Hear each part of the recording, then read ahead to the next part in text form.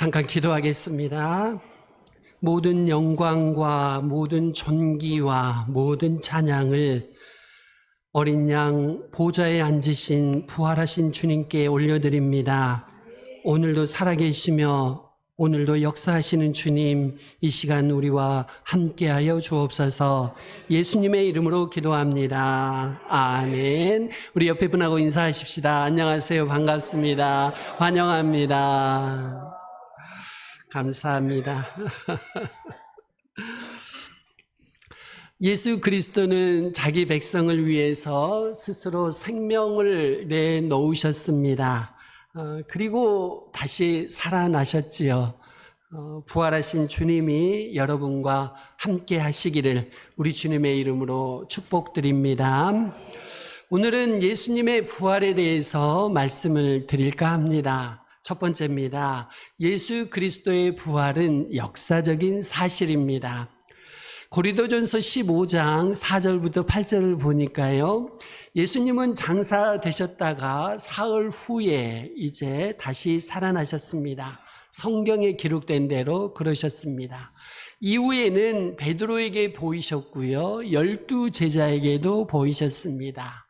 500여 형제에게 일시에 보이셨고요, 야고보에게도 보이셨고요, 모든 사도에게 나타나셨어요. 그리고는 맨 나중에 만삭되지 못하여 난 자 같은 사도 바울에게도 부활하신 주님이 나타나셨지요. 기독교 초기에 유대 종교 지도자들은 나사렛 예수가 이단이라고 하면서 규정하고 핍박했습니다. 그런데요, 예수님의 부활만큼은 부인하고 싶었지만 부인하지 못했어요.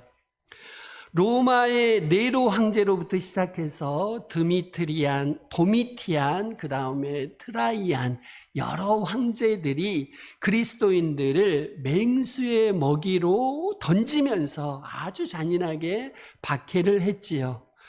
그런 그들도요, 로마의 황제들도 250여 년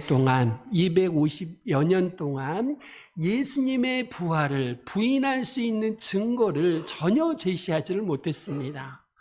예수님의 부활을 부인하고 싶은 사람들은 수도 없이 많았거든요. 그런데 그 증거를 그 누구도 정확하게 제시하지를 못했습니다. 그러다가 아주 중요한 문서가 하나 발견이 되는데요. 고대 동로마의 수도였던 콘스탄티노플에서 이 보고서가 발견됩니다. 이름하여 빌라도의 보고서입니다. 이 빌라도는 예수님을 십자가에 처형하라고 최종적으로 결정했던 그 당사자였지요. 여러분도 아실 것입니다. 그 빌라도 총독이 당시의 황제였던 티베리우스에게 보내는 보고서가 하나 있습니다. 그 보고서가 발견된 겁니다. 내용 중에 이런 게 있습니다. 제가 잠깐 읽어드립니다. 폐하 유대인의 폭동을 막기 위해서 예수라는 청년을 나는 희생양으로 처형했습니다. 그런데 그것이 오히려 더 큰 혼란을 가져오게 되었습니다. 그 이유는 그의 무덤이 비어 있었고 그의 제자들은 그가 부활했다고 담대하게 전파했기 때문입니다. 나는 그들의 주장을 부인할 수가 없습니다. 십자가 옆에서 백부장 루카스가 말한 것처럼 이 사람은 하나님의 아들이었다고 말하고 싶습니다. 당신의 충성스러운 신하 빌라도입니다. 이런 내용이 들어있는 거예요. 예수님을 십자가에 처형했던 당사자 빌라도가요, 예수님이야말로 하나님의 아들이었다고 고백하고 있습니다. 이후에 조시 맥도웰이라는 사람이 예수님의 부활의 역사성을 부인하기 위해서 약 1000시간을 투자했습니다. 그가 찾아볼 수 있는 모든 문서를 다 뒤져보았어요. 그런데 예수님의 부활을 확신하게 믿을 수밖에 없었다고 해요. 그래서 그가요, 부인하려고 모아두었던 자료를 동원해서 기독교 역사의 증언이라는 책을 썼습니다. 그 후에 루 월리스라는 사람이 예수님의 부활을 부인하기 위해서 펜을 들었는데요. 그 역시도 찾으면 찾을수록 예수님의 부활을 믿을 수밖에 없었다고 해요. 결국 그가 배너라는 소설을 썼지요. 수많은 순교자들 역시 예수님의 부활에 대한 강력한 증인들입니다. 그들은 목숨을 걸고 예수 그리스도의 부활을 증거했어요. 그렇게 그들이 목숨을 걸고 예수님의 부활을 증거했을 때 그들에게는 어떤 공로나 어떤 상패나 어떤 칭찬도 주어지지 않았습니다. 오히려 그들은 순교만 했을 뿐입니다. 그들에게는 두 가지 가능성이 있지요. 완전히 미쳤거나 아니면 예수님의 부활이 사실이거나 이 둘 중에 하나입니다. 그런데 여러분, 그렇게 많은 순교자들이 다 미쳤을 리는 없지요. 그들은 결국 모두 다 예수님의 부활을 확신했으므로 그 증인으로서 담대하게 순교했던 것입니다. 사랑하는 성도 여러분들이요, 우리 주님은 지금도 살아계신 줄로 믿습니다. 이것은 역사적인 사실입니다. 부인하고 싶은 사람들이 수도 없이 많았지만 부인하지 못하는 역사적인 사실입니다. 살아계신 부활하신 주님이 오늘도 여러분과 함께 하시기를 주님의 이름으로 축원드립니다. 예수님의 빈 무덤이 오늘도 예수님의 부활을 강력하게 증언하고 있습니다. 예루살렘에 예수님의 무덤이라고 하는 곳이 두 곳이 있다고 해요. 하나는 십자가 현장인 골고다 언덕에 있다고 하고요. 또 다른 하나는 그곳에서 약 500-600m 떨어진 곳에 있다고 합니다. 그 두 곳 모두 다 무덤은 비어 있습니다. 그러니까요, 성지순례를 가신 분들은 빈 무덤을 확인하고 돌아오는 것입니다. 그런데 여기서 여러분 한 가지 생각하실 것이 있습니다. 빈 무덤만으로는 부족합니다. 예수님의 빈 무덤을 보셨다면 예수님의 부활을 믿으시기를 바랍니다. 왜냐하면요, 예수님의 빈 무덤을 보고서도 예수님의 부활을 확신하지 않을 수 있기 때문입니다. 맨 처음 예수님의 빈 무덤을 확인했던 사람들을 성경에서 한번 살펴보았습니다. 누가복음 24장 1절부터 3절을 보시면 여인들이 안식 후 첫날 새벽에 향품을 가지고서 예수님의 무덤에 갔습니다. 갔더니요, 무덤을 막고 있던 돌이 굴려져서 옮겨져 있는 거예요. 무덤 문이 열려 있는 겁니다. 그래서요, 무덤에 들어갔는데 예수님의 시신이 없어요.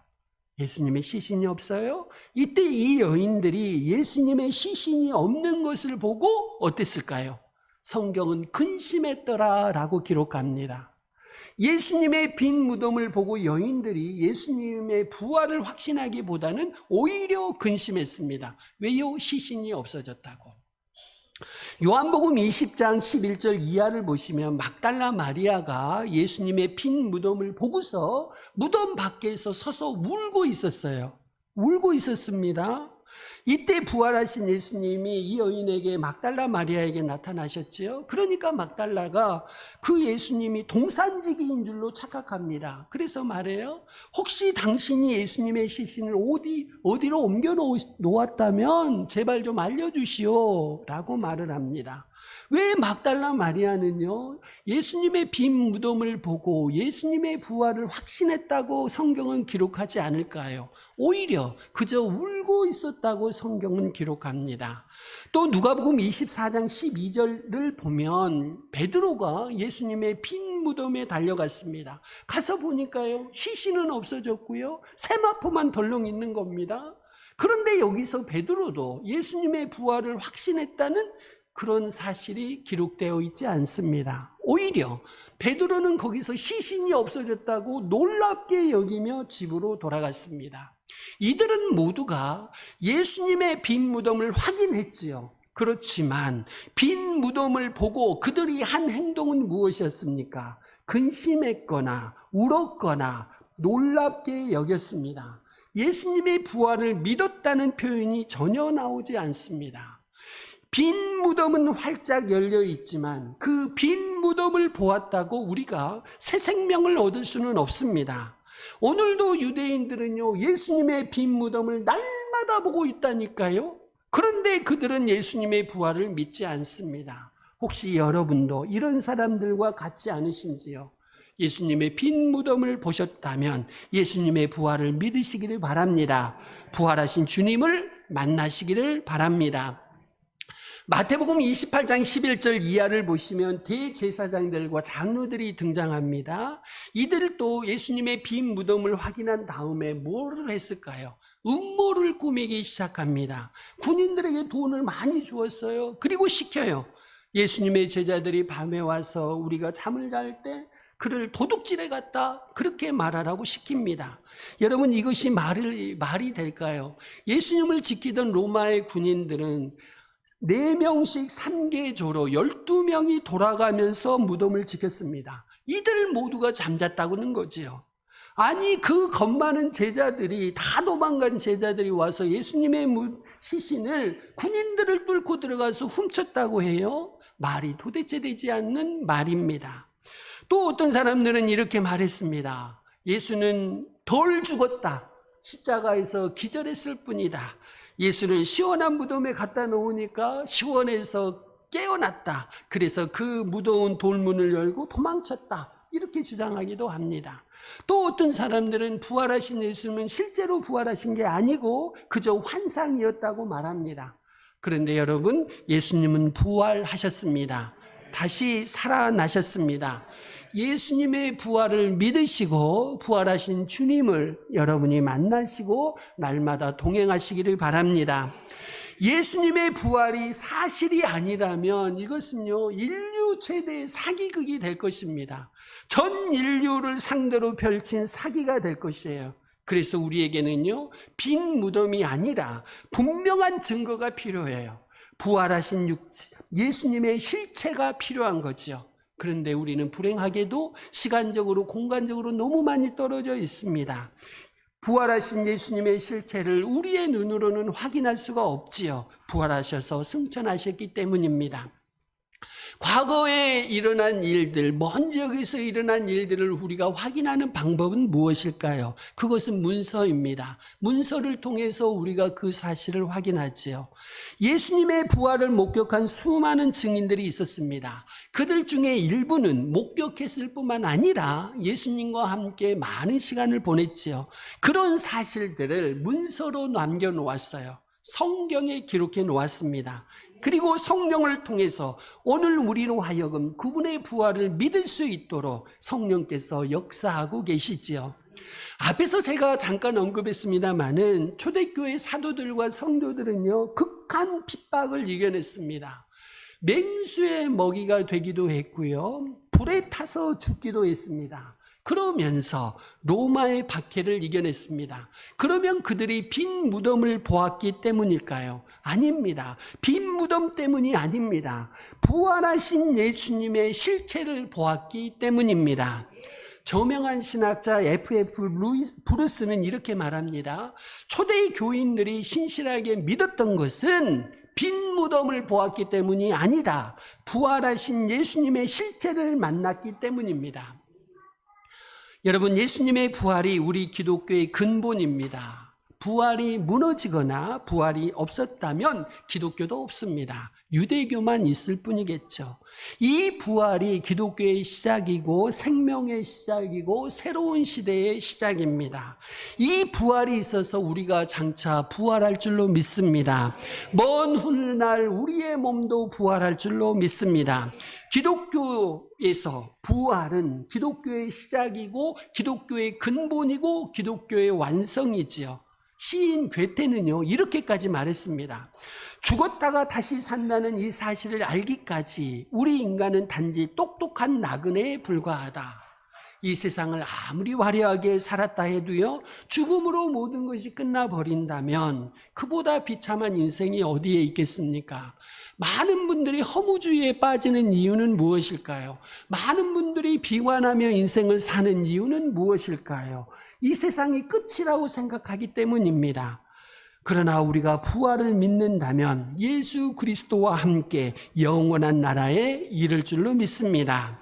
두 번째입니다. 부활하신 주님은 세상의 지존자이십니다. 예수 그리스도는요, 역사적인 인물인 동시에 역사적인 인물인 동시에 세상의 지존자이시죠. 우리 18절 말씀 같이 한번 읽어보려고 합니다. 18절 말씀 한번 띄워주십시오. 같이 읽습니다. 시작. 예수께서 나와 말씀하여 이르시되 하늘과 땅의 모든 권세를 내게 주셨으니, 하늘과 땅의 모든 권세를 내게 주셨으니 무슨 말일까요? 하늘과 땅의 모든 권세를 내가 가졌다, 이런 말씀입니다. 여러분, 누가 감히 이렇게 말할 수 있을까요? 예수님이 죽고 끝났다면 이렇게 말씀할 수 있을까요? 부활하셨으므로 이렇게 말씀하실 수 있습니다. 부활하셨으므로 인류 최고의 승리자이십니다. 부활하셨으므로 모든 권세의 주인이십니다.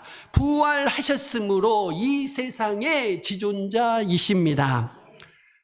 자기가 세상의 지존자라고, 최고의 지존자라고 말한 사람이 한 사람이 있었습니다. 예수님 당시에 로마를 통치하던 가이사였습니다. 로마에서요, 율리어스 시저가 살해를 당했어요. 그리고서는 그의 아들 옥타비아누스가 그의 왕권을 이어받지요. 그때 이 옥타비아누스에게 대적이 하나 있었는데 안토니오라는 사람입니다. 이 안토니오가요, 그 유명한 클레오파트라하고 연합을 해서 옥타비아누스를 죽이기 위해서 로마로 진군해 옵니다. 하지만 옥타비아누스가 전세를 뒤집고 대승리를 거두었지요. 그때가 기원전 31년이었고 이 전투가 바로 악티움 해전이었습니다. 이후에 옥타비아누스는 로마로 돌아와서 황제의 자리에 등극합니다. 그리고는 자기 스스로를 가리켜서 아우구스투스라고 부릅니다. 무슨 뜻이냐? 내가 최고의 지존자다, 그런 뜻이지요. 여러분, 어느 누가 최고의 지존자라는 명칭을 얻을 수 있을까요? 죄와 사단과 죽음과 이 세상을 정복하신 승리자 예수 그리스도만이 최고의 지존자가 되실 수 있습니다. 하늘과 땅의 모든 권세를 내게 주셨으니 과연 누가 선포할 수 있을까요? 죄와 죽음과 사단과 이 세상을 정복하신 예수 그리스도만이 선포할 수 있는 줄로 믿습니다.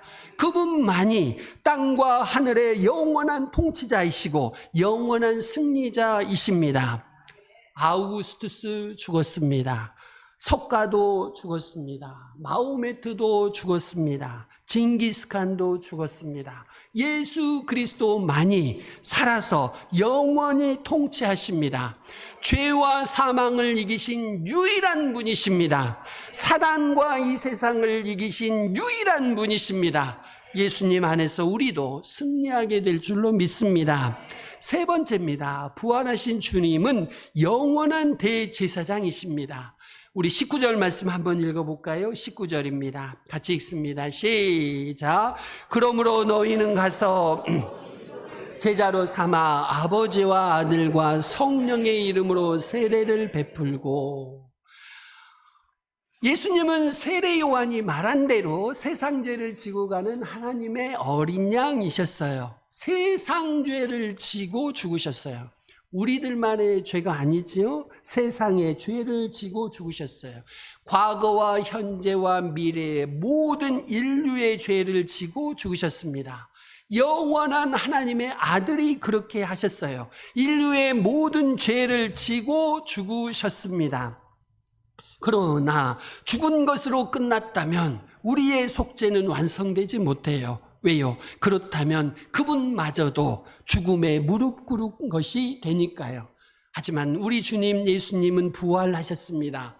자신의 그 깨끗한 피를 들고 땅의 장막으로 들어가신 것이 아니고 하늘의 성소로 들어가셨습니다.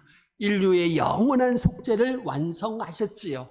히브리서 9장 11절 12절은 이렇게 말씀합니다. 그리스도께서는 장래 좋은 일의 대제사장으로 오사 손으로 짓지 아니한 것 곧 이 창조에 속하지 아니한 더 크고 온전한 장막으로 말미암아 염소와 송아지에 피로하지 아니하고 오직 자기의 피로 영원한 속죄를 이루사 단번에 성소에 들어가셨느니라. 예수 그리스도는 인류의 모든 죄를 용서하신 영원한 대제사장이십니다. 그분이 모든 인류에게 죄사함의 세례를 베풀라고 하시는 거예요. 누가 감히 죄사함의 세례를 베풀라고 말씀하실 수 있을까요? 예수님 외에 누가 이렇게 말할 수 있겠습니까? 자기 피로 속죄를 완성하신 그분만이 말씀하실 수가 있습니다. 죽으시고 부활하신 예수님이 저와 여러분과 인류의 속죄를 성취하셨습니다. 예수님 안에 있는 인류의 속죄를 믿으시기 바랍니다. 받으시기 바랍니다. 전하시기를 바랍니다.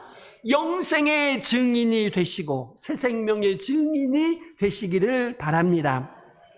요한복음 6장 63절 내가 너에게 이른 것은 영이요 생명이라. 요한복음 14장 6절 내가 곧 길이요 진리요 생명이니. 에베소서 4장 21절 진리가 예수 안에 있다고 선포합니다. 고린도전서 15장 24절 25절은 이렇게 말씀합니다. 그가 모든 통치와 모든 권세와 능력을 멸하시고 나라를 아버지 하나님께 바칠 때라. 그가 모든 원수를 그 발 아래에 둘 때까지 반드시 왕노릇 하시리니. 부활하신 우리 주님은 영원히 왕으로 우리를 다스리고 계십니다. 요한계시록 5장 12절은 너무나 영광스럽습니다.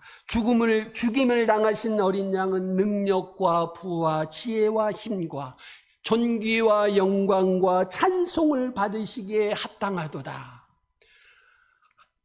천국에서 주님의 나라에서 이 모든 것을 받으시기에 합당하신 분은 죽임을 당하신 어린 양입니다. 우리는 그 나라에서 이 모두를 죽임을 당하신 어린 양께 올려드릴 것입니다. 요한계시록 11장 15절 세상 나라가 우리 주와 그의 그리스도의 나라가 되어 그가 세세토록 왕노릇 하시리로다. 여러분, 예수 그리스도는 하늘과 땅의 모든 권세를 가지신 세상의 지존자이십니다. 예수 그리스도가 모든 민족의 영원한 대제사장이십니다. 여러분이 믿으시기를 바랍니다. 네 번째입니다. 부활하신 주님은 영원토록 우리와 함께 하시겠다고 약속하셔요. 우리 20절 말씀 같이 읽으려고 합니다. 20절 같이 읽습니다. 시작. 내가 너희에게 가르쳐 지키게 하라. 볼지어다 내가 세상 끝날까지 너희와 항상 함께 있으리라 하시니라. 아멘. 볼지어다 내가 세상 끝날까지 너희와 항상 함께 있으리라. 예수님이 부활하지 않으셨다면 이렇게 말하실 수 있을까요? 부활하지 않았다면 이 약속은 영원한 거짓이겠죠.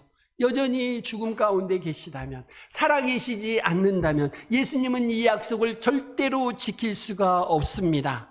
하지만 부활하셨으므로 부활하신 주님이 오늘도 이 약속을 지키고 계신 줄로 믿습니다. 내가 세상 끝날까지 너희와 항상 함께 있으리라. 여러분이 어떤 형편처지에 있든지 부활하신 주님은 여러분과 함께 하십니다.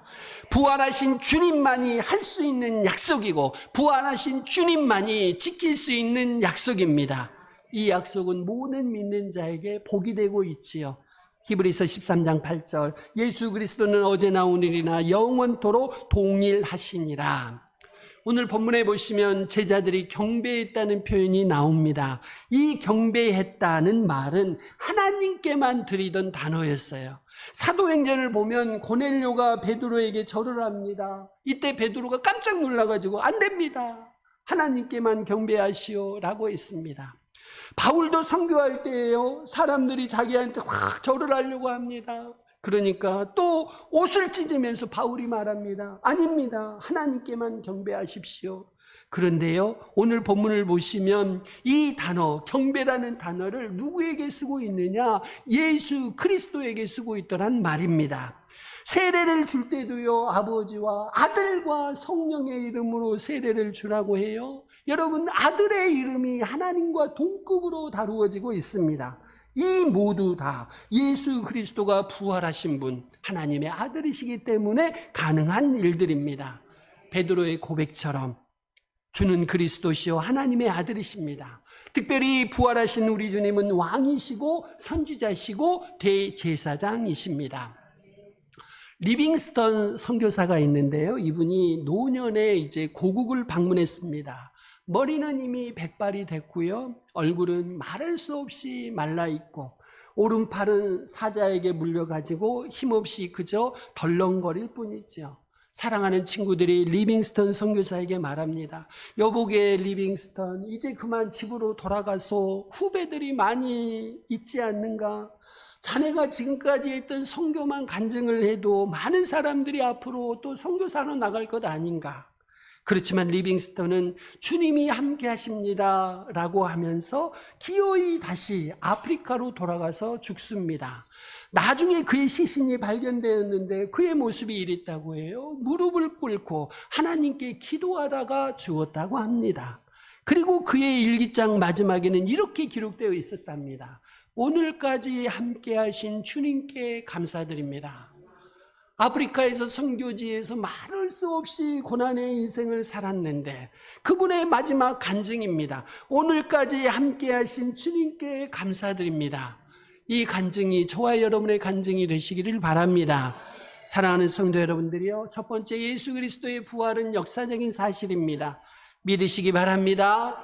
여러분이 그분을 만나시기를 바랍니다. 두 번째입니다. 부활하신 주님은 세상의 지존자이십니다. 이 세상에 그분보다 높으신 분이 없습니다. 이 세상에 그분보다 존귀한 분이 없습니다. 대한민국의 대통령은 그에 비할 바가 못 됩니다. 미국의 대통령도 예수님에 비할 바가 못 됩니다. 여러분이 아무리 귀하게 여기는 그 사람도 예수님과는 비교할 수 없습니다. 오직 우리 구주 예수 그리스도만이 세상의 지존자이십니다. 그 주님을 여러분의 주님과 여러분의 구주로 영접하시기를 바랍니다. 세 번째입니다. 부활하신 주님은 우리의 영원한 대제사장이십니다. 그분이 우리의 죄를 용서해 주셔요. 우리의 죄를 씻을 수 있는 분은 그분밖에 없습니다. 우리를 천국으로 데리고 가실 수 있는 분은 그분밖에 없습니다. 우리를 하나님의 보좌 앞으로 데리고 갈 수 있는 분은 그분밖에 없습니다. 우리가 하나님의 보좌 앞에 나아가 담대히 기도할 수 있는 것은 그분의 보혈의 능력밖에 없습니다. 그분만이 우리의 대제사장이십니다. 그 주님의 용서하심을 믿고 누리시기를 바랍니다. 네 번째입니다. 부활하신 주님은 영원토록 우리와 함께 하시겠다고 약속하십니다. 오늘도 우리 주님은 우리와 함께 하십니다. 여러분 믿으시기를 바랍니다. 여러분과 날마다 함께 하시고 동행하시는 그 주님을 여러분이 만나실 수만 있다면, 그분을 여러분이 인식할 수만 있다면 그 자리에서 여러분이 일어설 수 있을 줄로 믿습니다. 그 주님을 만나시고 위로받으시고 힘내시기를 바랍니다. 우리 같이 기도하겠습니다. 기도하시며 결단하십시다. 예수 그리스도의 부활을 믿고 부활하신 그분을 만나게 하옵소서. 세상의 지존자이신 부활하신 주님을 나의 주님과 구주로 영접하게 하옵소서. 영원한 대제사장이신 부활하신 주님의 용서를 믿고 누리게 하옵소서. 오늘도 나와 함께 하신 부활하신 주님과 동행하고 위로하고 위로받고 힘을 내도록 주님 도와주시옵소서. 우리 같이 기도하며 결단하십시다.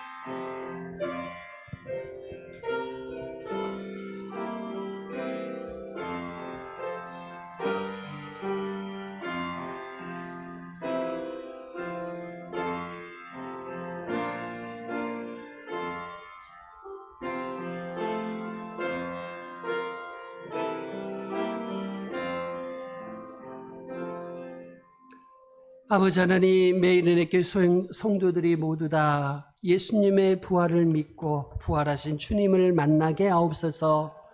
부활하신 주님을 나의 주님으로 나의 구주로 영접하게 하옵소서. 부활하신 주님의 죄 용서하심을 믿고 누리게 하옵소서. 날마다 부활하신 주님과 동행하며 위로받고 힘을 내게 하옵소서. 예수님의 이름으로 기도합니다. 아멘.